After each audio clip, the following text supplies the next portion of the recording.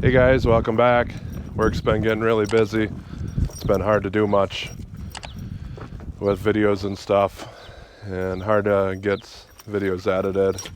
I've got a lot of stuff I need to work on, but kind of disappointed. We took this unit here, just a pickup, no trailer, to go pick up this bucket. I've been looking for one of these for a long time, and I ran across this beauty. It's I believe an OEM case bucket, because my machine came with a 36 inch. That gets kind of big sometimes, and this is an 18. I did buy this pin because there is like a quick attach on the machine, so you leave this pin in, and then all you got to do is reuse this pin. Here's how this thing works. You got this like open part here, this hook. Basically you pull this pin out, and then that's what's holding you. Just like pull out of there and go stick it in the new bucket, curl it up, stick this pin back in. I haven't personally done it yet, but I think the hardest part of it is going to be doing this pin, which if you get it tipped right, the bucket should be pretty well balanced off that one, and it shouldn't be a big deal. Oh yeah, also I've had some gravel brought in. I dug a fair amount of this out, put it on that pile right there. Showed you that in a different video. But I've brought in 6 loads of gravel so far, and more to come, because I haven't done where the trailer's sitting yet. This still needs a few loads back there, and my driveway still needs to be built up some more. It's kind of low in there, so, but this truck, yeah, this is a manual. You guys seen the video where I took this to get the baler. Everything was working fine on that video, but when we went to get that bucket on the way home, something started being weird. I'm pretty sure it's a clutch. I think most of the springs are probably broke in the pressure plate. They're not the pressure, in the clutch disc. You know, there's springs to kind of soften when you shift and stuff. So I think they're probably gone. It sounds pretty rough, and I had to use it that way to rescue this guy. Notice there's a little bit of oil up in there. Yeah, I did just do an oil change on this, but I don't know if there's any oil left in it. There's probably a little, but not much.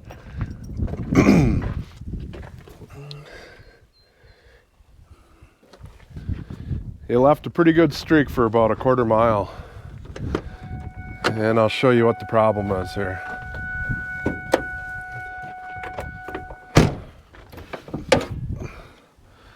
Oil everywhere.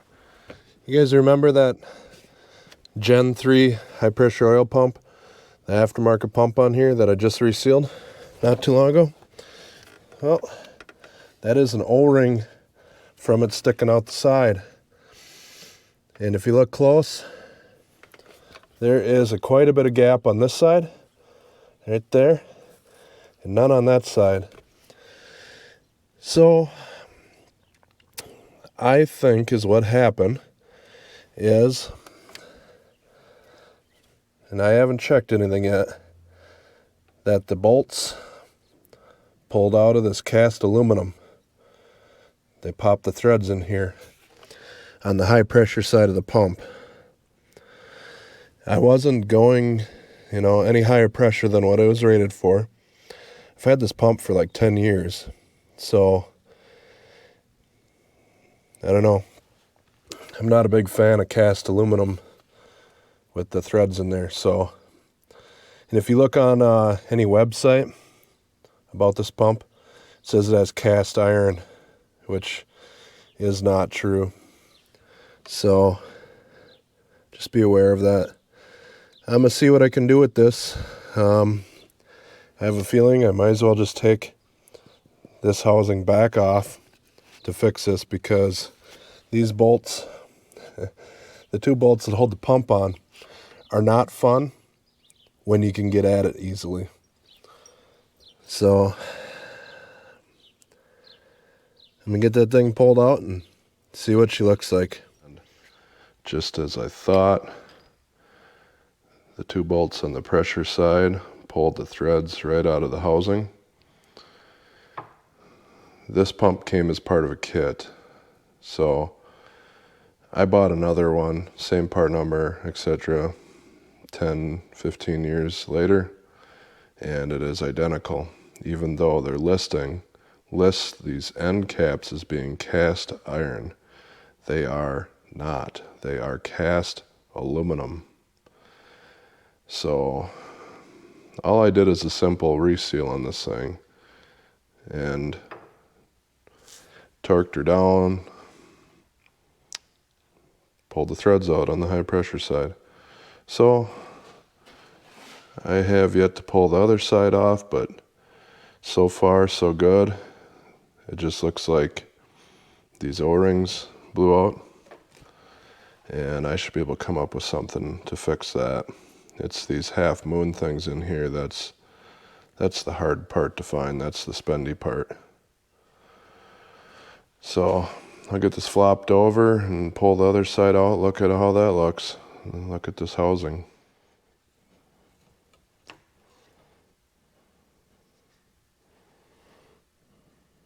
Yep.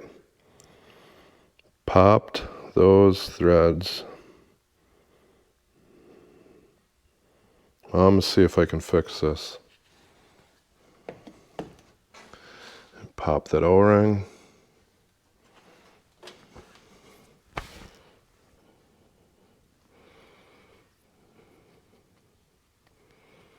This is the important one good though. Come out of there.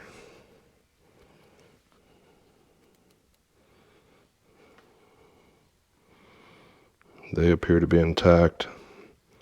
Very good. Might be able to salvage this.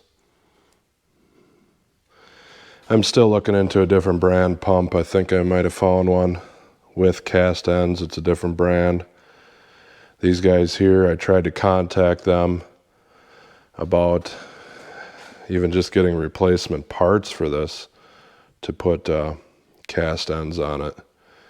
And I don't know what their deal is. They're not answering the phone. Their voicemails are full. I can still get new ones, but their tech support isn't around. Threads are completely gone in there. I got the drill press set up. This is a special drill bit that comes with the kit. I'm gonna drill these out, put the inserts in.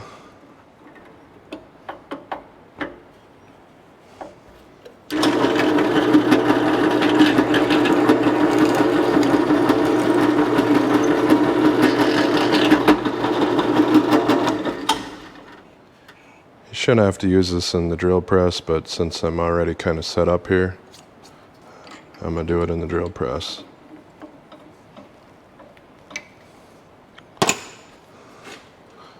This puts a step in here so the insert can sit flush.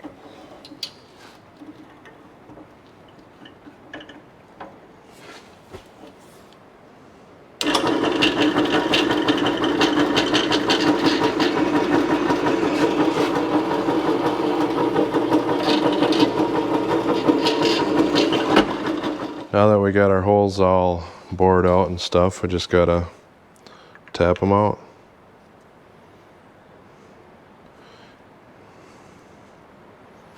Get this started in there perfectly straight.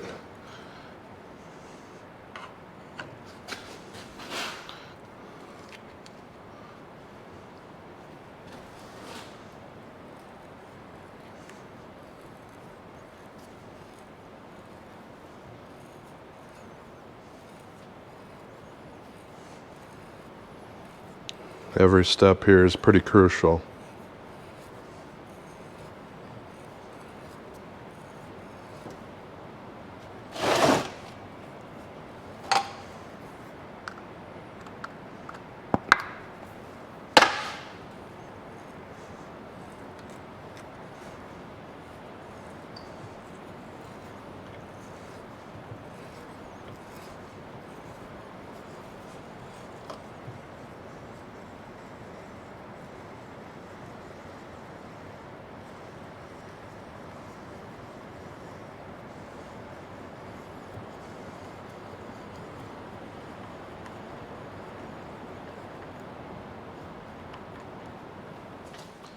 I'll get this all cleaned up and I'll be ready to put some inserts in. You want to make sure you have your inserter tool all lubed up. Thread an insert on there. Then I like to give a fairly healthy coat of red Loctite. If you're not familiar with these Timesert inserts, the last few threads are not formed, and when you roll this tool through, it forms them, creating a permanent bond. And if you're wondering if you can put these in the opposite way, no, you can't. The force has to be pulling that way, or it will pull the insert apart. Trust me, I found out the hard way. That is going to cost me a few $100s. Because I thought the hole was a little wallered. You know, of course it's not going to pull through the other way, but it wrecked the insert and the threads that I made for the insert.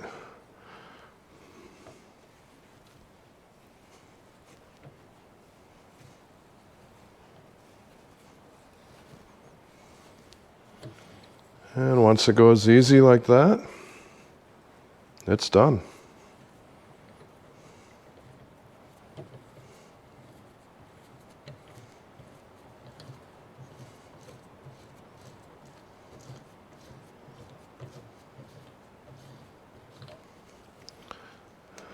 Now that insert is not coming out without damaging it. So there, our inserts are all in. Now it's just time to clean this up one last time and put her back together. Now from what I can tell, these are 10.9 M10 1.5 bolts, and according to specs I found online, these should be able to take about 50 foot-pounds of torque. It makes me a little bit nervous with the aluminum, but we'll see what happens. It's you know, just a few $100 here, right?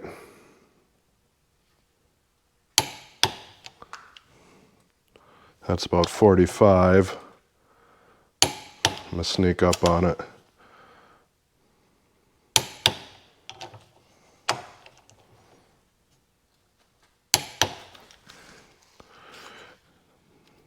Now this should be about 50. Fingers crossed.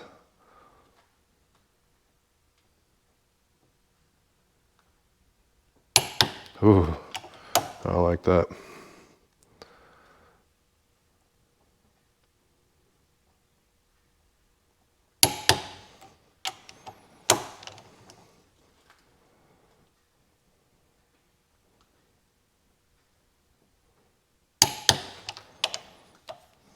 Really makes me nervous. I guess we'll find out if them thread inserts hold.